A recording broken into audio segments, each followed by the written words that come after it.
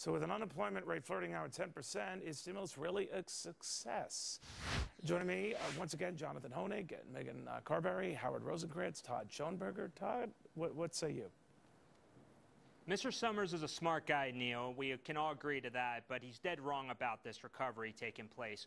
I mean, we've seen some evidence of a slight economic recovery because they remodified 500,000 mortgages, and that's it. We have unemployment dancing with 10%. Some Wall Street economists are predicting 10.5%, maybe even 11%. And the bottom line is this economy cannot recover fully and cannot grow without jobs. So we need to see some type of a strategic vision from this president and the administration, and that's going to be the case for us to move forward. Howard?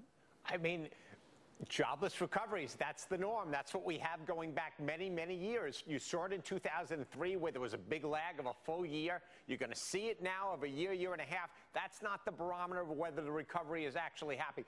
We were in a hole, a huge, ridiculous hole. There will be at least a statistical rebound that you're not going to be able to deny. That will be very meaningful in the second half and begin to gain steam in the first half of 2010. Whether we're going to pay the price down the road, that's the debate, and we could very substantially. However, to deny that the recovery is going on is disingenuous.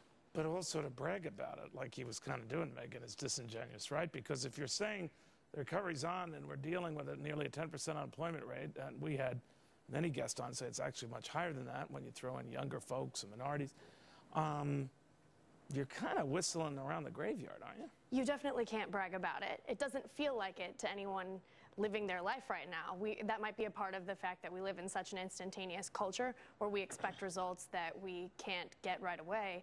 But I know that for my peers in the millennial generation, the jobless rate What generation are you? The millennial generation. Really? I am. That's like four. He doesn't believe me. He thinks I'm 22. Man. But the jobless numbers never are work because it's a stupid name for your generation. I would just say the hip or hot generation. But I would not Generation do. O. What happened I wouldn't to the do simple millennial. letters with X's and Y's? At least But we were whenever we are- yuppies. We were whenever we yuppies, are, and we we do knew not have jobs. we were shallow and plastic. But I don't know what the hell that is. All right. So Jonathan, if she's right, then it's falling kind of on deaf ears.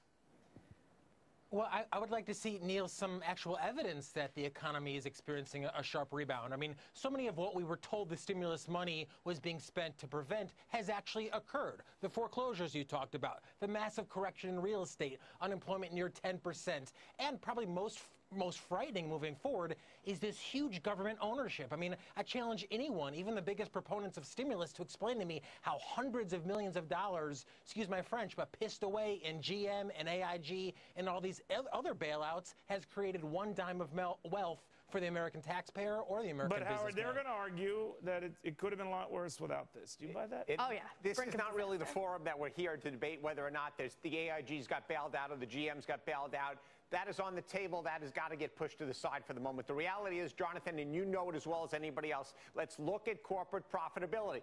6, 7, 8 months ago, nobody would have believed that year-to-year comparisons would even have existed. Okay. They are substantial and meaningful and will be up nicely in 2010. That's well, see, I wish we had more time. We don't. Thank you for playing host. I'll get you for that.